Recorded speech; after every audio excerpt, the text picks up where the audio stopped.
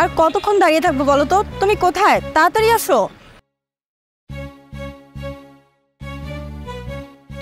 কে কি আমাদের সাহায্য করবেন?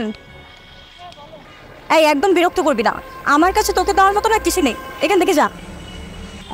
আপা আমি না অন্ধ, সই দেখি না, আমারে কি কিছু সাহায্য করবেন? এই তোর বাটিতে তো অনেক টাকা, আমার তো মনে হচ্ছে তোর ভালোই ইনকাম হয়। হ আফা, আমি সই দেই না তো, এর লেগে মানুষ আবার একটু বেশি সাহায্য করে। তুই অন্ধ? সত্যি করে বলতো, তুই আসলেই অন্ধ তাই না?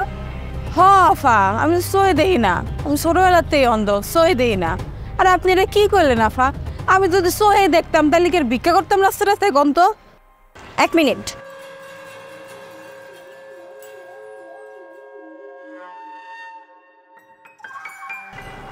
এই যে আমি তোর বাটিতে 200 টাকা দিলাম, আর তার পরিবর্তে আমি তোর বাটি থেকে 100 টাকা তুলে নিলাম। হ্যাঁ স্যার, ঠিক আছে। আচ্ছা শোন না, তোকে ফ্রিতে একটা বুদ্ধি দিয়ে দেই। তুই তো চোখে দেখতে পাস না কখন কে তোকে কম টাকা দিয়ে ঠকিয়ে বেশি টাকা নিয়ে চলে যায়, তার তো কোনো গ্যারান্টি নেই। তুই বরং তোর সাথে একজনকে রেখে দিস, যাতে এটা দেখতে পারে যে সবাই তোকে ঠিকঠাক মতো টাকা দিচ্ছে কিনা। হ্যাঁ আফা, আপনি ঠিক কথাই কইছেন। ধন্যবাদ আপা। ঠিক আছে, সাবধানে থাকিস।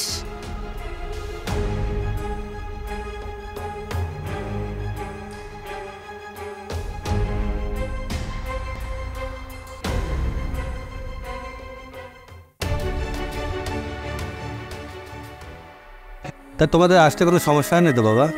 না না, আসতে কোনো অসুবিধা হয়নি।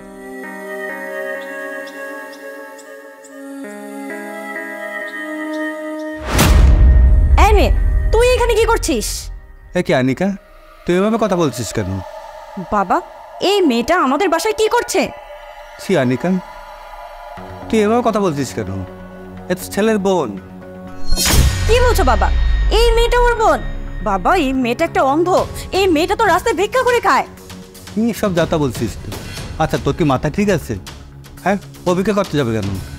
বাবা, আমি সত্যি কথা বলছি, আমি বুঝতে পারছি না তুমি আমার কথা কেন বিশ্বাস করছো না। এই মেয়েটা একটা ভিখারি, এই মেয়েটাকে আমাদের বাসা থেকে এক্ষুনি তাড়াও। হ্যাঁ আঙ্কেল, ও ঠিকই বলছে। ও আসলে আমার বোনকে ভিক্ষুক হিসাবেই চেনে এবং অন্ধ। আসলে আপনার মেয়ের কাছে আমার বোন ভিক্ষা করতেই গিয়েছিল, সেই সুবাদেই চেনা। বাবা তুই কি বলছো? আমি তো কিছুই বুঝতে পারছি না। আসলে আঙ্কেল, আমার বাবা আর আপনি মিলে হুট করে আমাদের বিয়ের প্ল্যানিংটা করেন। আর আমি চিন্তা করলাম যে হঠাৎ করে একটা মেয়েকে বিয়ে করব, একটু তো যাচাই বাছাই করার প্রয়োজন আছে। সেজন্য মহল্লার কিছু লোকের কাছে জিজ্ঞাসা করলাম, জানতে পারলাম যে আপনার মেয়ে নাকি একটু লোভী প্রকৃতির। সেই জন্য আমার বোনকে অন্ধ সাজিয়ে আপনার মেয়ের কাছে পাঠালাম। তারপর আপনার মেয়ে কী করলো জানেন? আমার বোনের থালা থেকে সবগুলো টাকা নিয়ে গেল, মাত্র 20টা টাকা রেখে গিয়েছে। এই যে আমি তোর বাটিতে 200 টাকা দিলাম, আর তার পরিবর্তে আমি তোর বাটি থেকে 100 টাকা তুলে নিলাম। হ্যাঁ স্যার, ঠিক আছে। আচ্ছা শোন না, তোকে ফ্রিতে একটা বুদ্ধি দিয়ে দেই। তুই তো চোখে দেখতে পাস না কখন কে তোকে কম টাকা দিয়ে ঠকিয়ে বেশি টাকা নিয়ে চলে যায়, তার তো কোনো গ্যারান্টি নেই। তুই বরং তোর সাথে একজনকে রেখে দিস, যাতে এটা দেখতে পারে যে সবাই তোকে ঠিকঠাক মতো টাকা দিচ্ছে কিনা।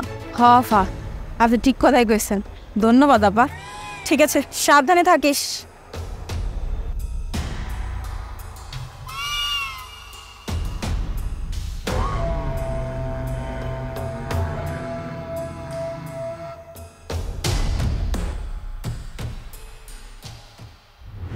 আসলে আঙ্কেল, সব কিছুই আমার প্ল্যানিং ছিল।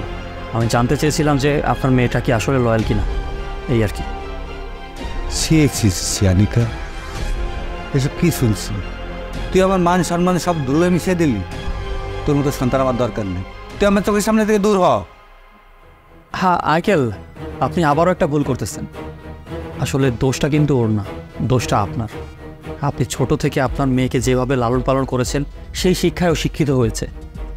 আসলে মা বাবা হওয়াটা না এত সহজ বিষয় না। ছেলে মেয়ের সামনে সব সময় টাকা নিয়ে লুকোচুরি করলে ছেলেমেয়েরা ওইটার প্রতি অ্যাট্রাক্ট থাকে, চিন্তা করে যে এই টাকাটাই আমার লাগবে। টাকার প্রতি তখন একটা লোভ চলে আসে। আসলে আঙ্কেল, ছেলে মেয়েদের সুশিক্ষায় শিক্ষিত করার জন্য মা বাবার অবদান থাকে। আমি দুঃখিত, আপনাকে অনেক জ্ঞানের কথা বলে ফেললাম। আসি, চলুন।